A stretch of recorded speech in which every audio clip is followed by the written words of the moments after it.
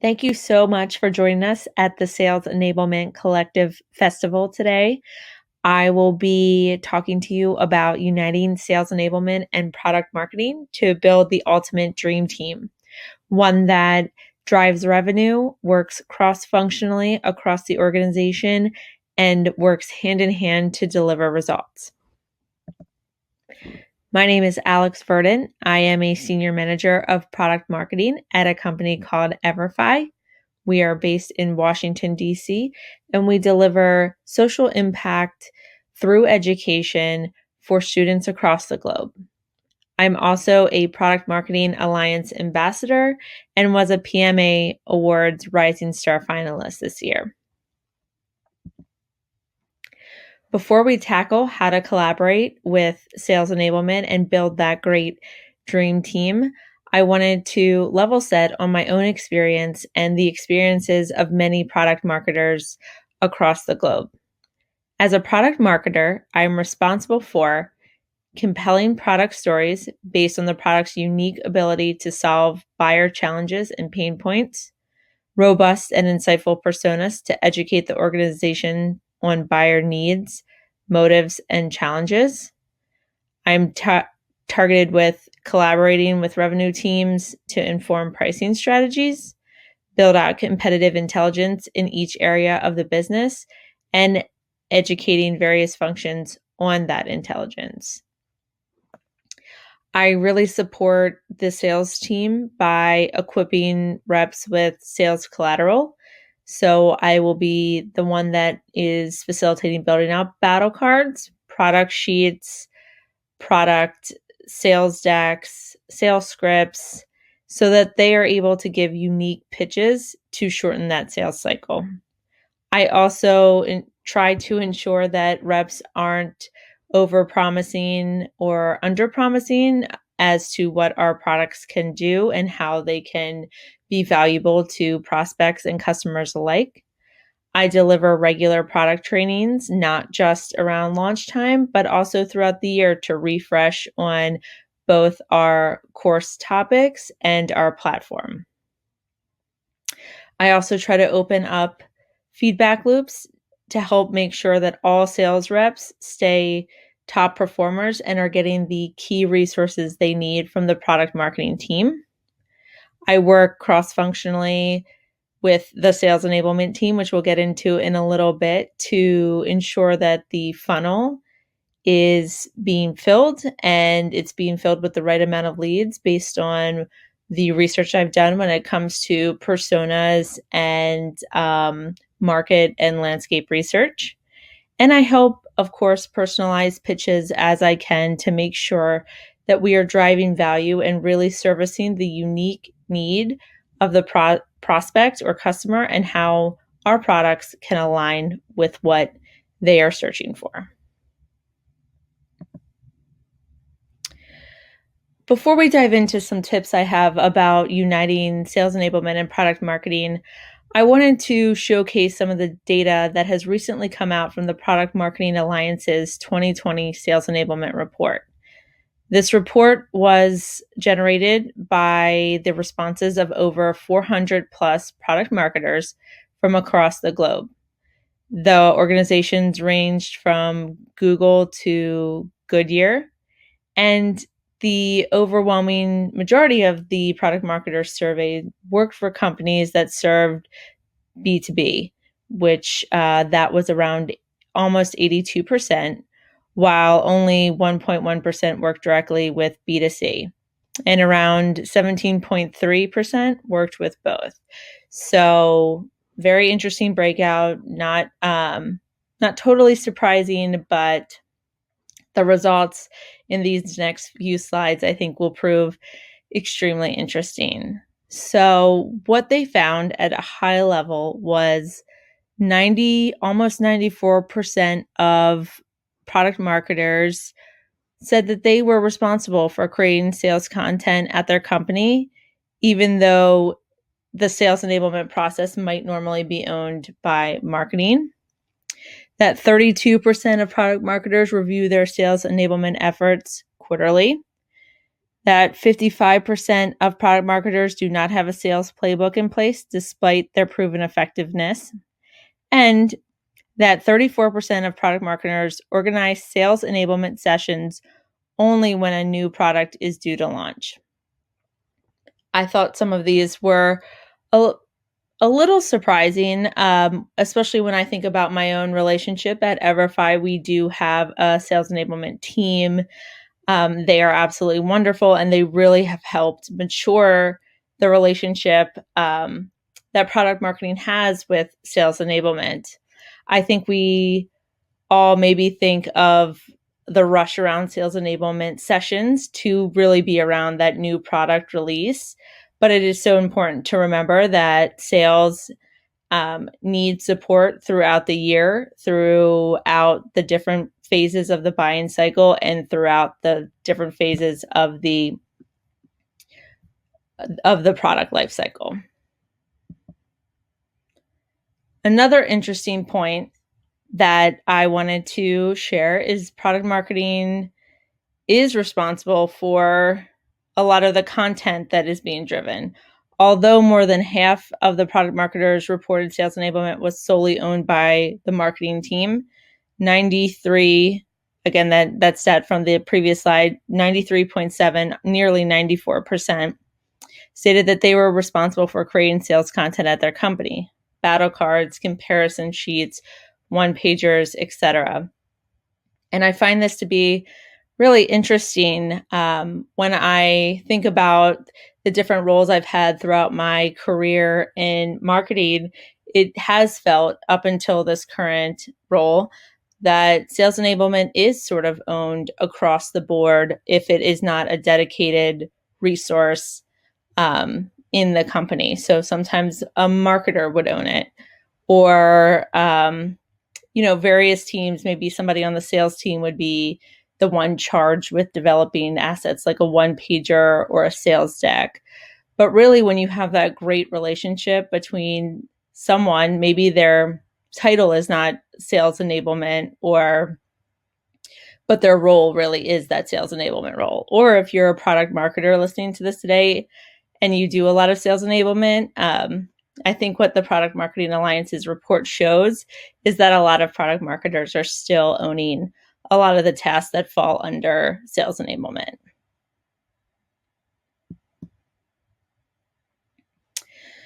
So when we think about sales enablement, I know the first thing that comes to mind for me is training and asset development. And I think this slide speaks to what a lot of people might say is some of the great points that a sales enablement lead and a product marketer will work on together. So some of the assets that the Product Marketing Alliance found to be most effective were the resounding 78% around customer case studies, and sales scripts came in a close second with 57%. You might say, well, at my company, one of these is weighted more, maybe the one pager or the demo. So it's important to remember that across the board, product marketing and sales enablement can look wildly different from company to company. There's a lot of information coming together around how to structure both components in a more formalized way, but both are evolving.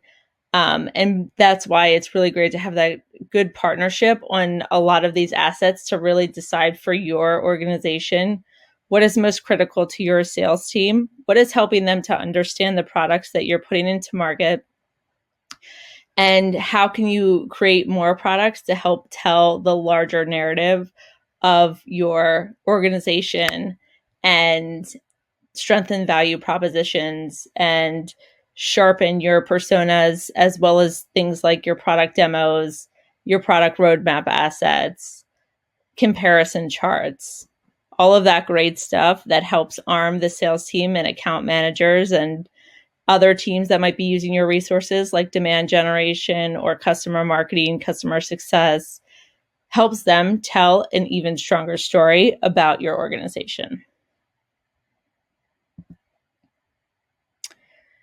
Another key point that I think I hear often from other product marketers and some sales enablement colleagues that I have and others that I network with in the field is how do you capture and store all of that great information? There's a ton of it. And according to the Harvard Business Review, there on average for a B2B purchase, there's 6.8 people involved. Needless to say, that's a lot of people involved in one sale. And on top of that, we know content is king. According to HubSpot, 90% of buyers are more likely to choose a business who provides them with plenty of content to help clearly navigate through each stage of the buying process. So with that, there's a obvious tension of how to store, how to ensure that teams are using it, how to collect analytics on the assets that sales enablement and product marketing are developing. And as you can see here, it's a variety of tools are being used, from internal wikis to third-party apps in a folder on the server, which I'm sure happens more times than we'd all like to admit, in a CRM or in a Google Doc.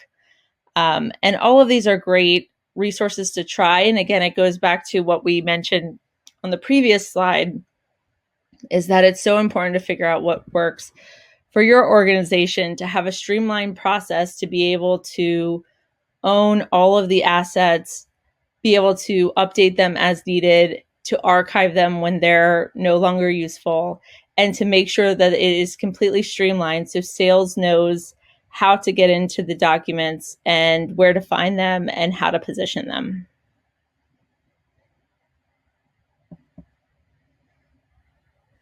So where are the opportunities for sales enablement and product marketing to align that will lead to success? For me, it looks like there are kind of 4 large buckets. Strategy development. So when I think as a product marketer about go-to-market or launch strategy, whether it's a t-shirt size small launch or a t-shirt size extra launch that's going to take 6 months to develop and roll out, how can I ensure that across the launch process, sales enablement is included and we are communicating and rolling out trainings, rolling out battle cards and assets that are positioned the right way for the buying personas, and that the sales team understands how to use them. And hand in hand with that bucket is process creation. A lot of times it can be overwhelming to have all the assets, all the persona documents, all the battle cards out there, and corralling them really takes a dedicated process, and training the sales team on how to use these resources takes a dedicated perspective that is shared across the team. Of course, content management and production are a huge component of the partnership that sales enablement and product marketing have. Everything from what we saw on the previous slide, one-pagers, demos, screen recordings, video, audio, all of that sort of stuff that helps the sales team better understand the products and how to position them and how to talk about them, or how to put something together that really speaks to the opportunity that they might have in their hand. And then coaching and training, making sure that they can talk the talk, they can understand the technical perspective if it's a technical product. They understand the personas and what their pain points are. And capturing all of that between the last 2 buckets, the content management, production, coaching, training, where does all of that live? How are we reporting on that? What does success look like? All of these things are what we at Everfi and other product marketers and sales enablement teams come together to look at, to ensure, and as you see at the bottom, the arrows, that there's feedback happening. The unsung hero of all of the relationship between sales enablement and product marketing really is the feedback loops that are put in place. They help avoid communication and process breakdowns, and help me, the product marketer, as well as the person running sales enablement, shape and reshape the processes needed for a successful launch or a successful training, a successful meeting with the sales team on an initiative that we're trying to push forward from from a revenue and organization level. Collecting feedback during all of these buckets can be as simple as aligning to the agile environment that your team might have, sharing a survey, meeting and doing a retro, or simply having a virtual water cooler conversation with the team. Not only do you collect valuable insights from these conversations that can help you tighten your processes, can help you prepare better documents, can help you facilitate awesome trainings, it also helps build trust and a sense of community. So now I'll go into a few tips that I have when it comes to building out that dream team and making sure the sales enablement team, whether it's called a sales enablement team by name or somebody at your organization that's really spearheading all of the sales enablement that is so critical to the success of the sales team and so critical to highlighting the work that your product marketers are doing. Here's are a few things that I found that have really helped me and helped some of my colleagues in talking about this unique relationship. So, of course, set SMART goals for this relationship. You'll want to remember that SMART goals help you to be clear and direct by keeping goals specific, sensible, and straightforward. They're measurable, giving you and the sales enablement team and the product marketing team and everybody around you the ability to monitor goals and move forward. They get completed. Start small goals to level up to the main prize. And don't forget to be realistic and reasonable. With feedback loops throughout, you can take an assessment of where you are and what is in your toolkit and what needs to be refined, updated, or archived. And be time bound. Nothing lasts forever. So the goal should have a start and end date. Continuous evolution of what you're working on or how you're optimizing to meet the needs of the sales team will always be there, but make sure projects don't last forever. From chatting with my network, it appears that many product marketing teams and sales enablement teams share one thing in common. They're usually lean. By keeping the SMART acronym front and center, understanding both teams, setting shared goals, you'll be able to manage smoother shared initiatives and effectively project manage work. Another key point, define swim lanes. Research firm CSO Insights defines Salesforce enablement as a strategic cross-functional discipline designed to increase sales results and productivity by providing integrated content, training, and coaching services for salespeople and frontline sales managers along the entire customer journey, powered by technology. And product marketing is responsible for creating content that enables sales to sell more and to be positioned well, to understand the features and to know the true value prop of the product. So it's important to realize that there is overlap between product marketers and those working on sales enablement. So sometimes that can mean there's gray areas where each team is not sure how they should be working or what they should be working on. That's why it's so critical to set up clear swim lanes with who is doing what, when are the handoffs, what does the review cycle look for, and how are you capturing feedback, and where are you storing the data. So for example, at EverFi, we have an area that is a resource for all the sales team where they understand that they can go there to get the latest and greatest in sales collateral. We also use several other technologies to help us ensure that we are monitoring how useful our initiatives are. And this is so critical when I talk to other product marketers, and you'll see this if you take a look at the sales enablement report that Product Marketing Alliance put out.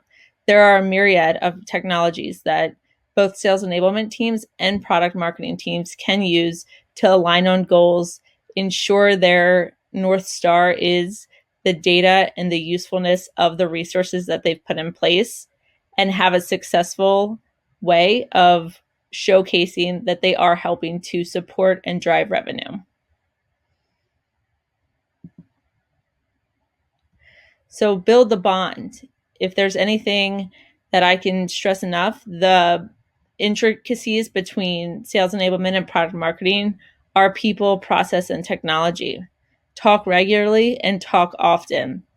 Set up a weekly meeting, bi-weekly, plan for the quarter, plan for the half, plan for the year. Understand what you want to talk about at your SKOs. What are your OKRs that you can own together? Have those set expectations for deliverables.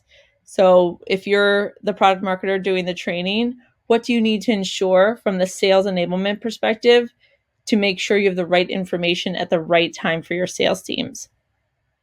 Plan out the initiatives. Your work as a product marketer or as a sales enablement lead does not happen in a vacuum. Both of these teams are extremely cross-functional. They're often shared resources. They're pulled in many different directions, as you saw from the diagram at the beginning, where product marketing sits between sales, customer success, marketing, and we have a vital role to play to ensure that we're bringing that customer perspective into everything that we're doing. And the sales enablement has such an important role to play to ensure that we're communicating effectively to drive revenue with the information that we have, and that the sales enablement team is collecting through the feedback loops and channels that they have with our sales leads, account managers, customer success reps. Very much both teams do not exist in vacuums. And that goes into knowing the numbers. Hold yourselves accountable, hold this team accountable for using the resources you're developing in partnership together, and drive revenue with those assets, and make sure that you have an understanding of how to get from point A to point B when it comes to understanding the number that you're trying to reach. And allow me to be a little bit cheesy here, but when I was thinking about the relationship between sales enablement and product marketing, I kept coming back to High School Musical and this song, we're all in this together. So when you're working with the team, remember that they're your family. They're helping you to drive success at the organization. So 11 quick tips I have for just working with people, and especially in this virtual environment, are to, one, be on time, to give notice if plans have changed, to come prepared, follow up, disconnect from other tech while you're virtually face-to-face if it's possible, say thank you, show compassion, be aware of your time, your mental health, and your workload. Ask clarifying questions. There's no thing as a dumb question when you're trying to get to what is going to help the sales team, what is going to help your team, and what is going to ultimately drive revenue. Be flexible, and always don't change your respect level with title. Everyone deserves respect. So just remember, and I love this quote from John Moore, sales enablement is the process of making sales teams able to effectively move customers through the sales process to the point where the customer can make a buying decision. And that's something that both product marketers and sales enablement can support through shared partnership and understanding that at the end of the day, they're on the same team and they both come with different areas of knowledge and expertise. Combined, they can really make things happen and drive that revenue up. And finally, with the last few minutes before I'll open it up for questions, I want to acknowledge the state of the world. The world's climate, although currently uncomfortable, affords us the possibility to be transformational. As product marketers and sales enablement leads, we will play a critical role in our organizations as they navigate this new normal. We can connect our customers' needs to the value of our organization and inspire people to align with the larger mission and create a sense of community at our organizations. And with that, I'd like to say thank you so much for taking the time out of your day to come to my session. It really means a lot to me. If you have questions, please don't hesitate to reach out to me. You can submit a question during the festival, or you can always find me on LinkedIn. Thank you so much.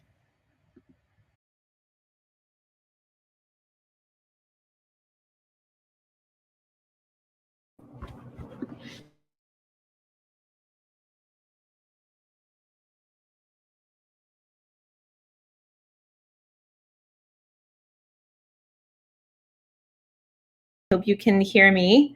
I see the first question in the chat. Thanks so much, Joy, for asking that. What cadence do you recommend for regular meetings with sales leaders, weekly, monthly, quarterly, and other?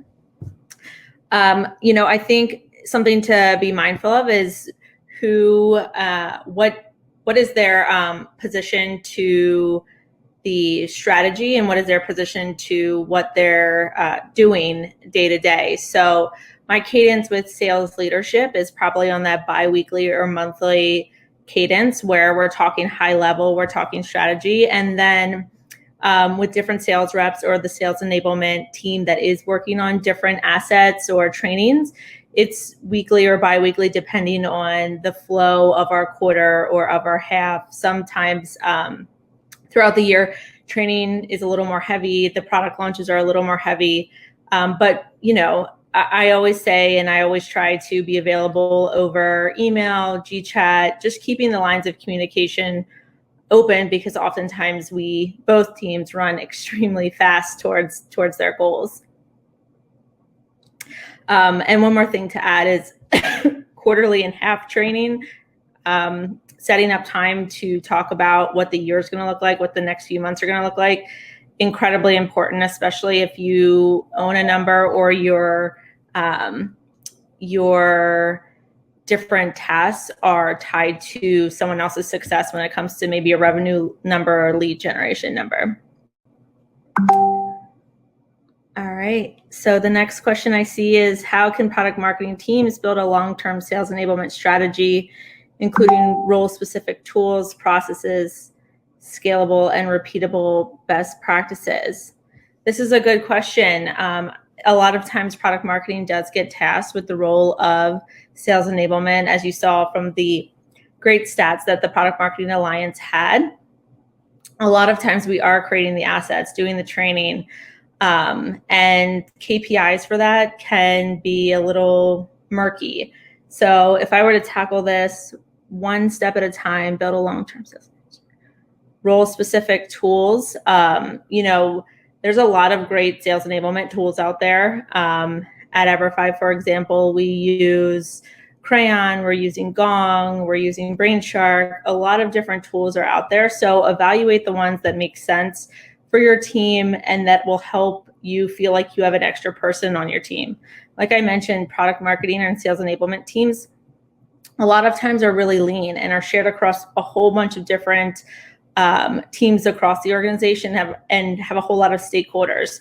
So any tool that can sort of help you feel like you have another person on the team to get through the launches, the trainings, the assets is always a plus. And processes, scalable and repeatable best practices. Start with a plan. A lot of times it comes down to, if I'm here, how do I get to point B? And just create a path. I think a lot of times in product marketing, some of the attributes that shine best are our skills around project management. And, I'm used to working in an agile environment, and I think putting guardrails around how you work, when you have time to do some thinking and strategizing, that's so critical to making sure that you're getting everything completed and giving yourself time to set up to be successful. I know a lot of times at tech companies and other product marketers, we talk about how we're going, and it's really important to take time to pause and evaluate what's working, what's not working, what needs to start, and what needs to stop. All right, Amy, what is the number one recommendation you would make to a brand new sales enablement team that never existed at the company before? That's a great question. I think my first advice would be take a survey of your key stakeholders. Try to understand their needs, where are the gaps in what information they need to go to market, what parts of the products do they need more education on, and how can you divide and conquer within that team that you're creating to best assess the needs as well as address them. So definitely start by taking a look at the inventory too. I think a lot of times what I found is there's a lot more that sales has access to that maybe they didn't know about, but where it's housed, how old is it, what to do with it, and where it goes in the sales process and to what personas is always, a critical point that sales enablement and product marketing can both lean really hard into to help support sales and by default helping other parts of the organization like customer marketing, customer success, and marketing demand gen.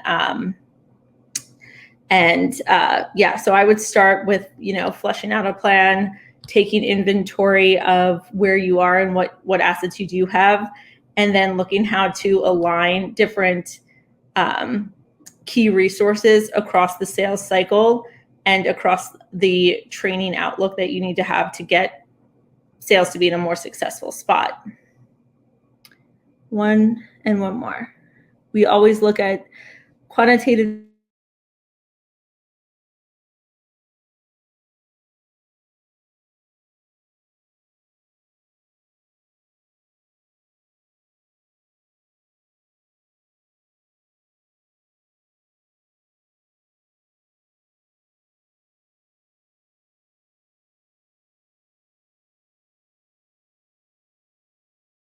I'm back.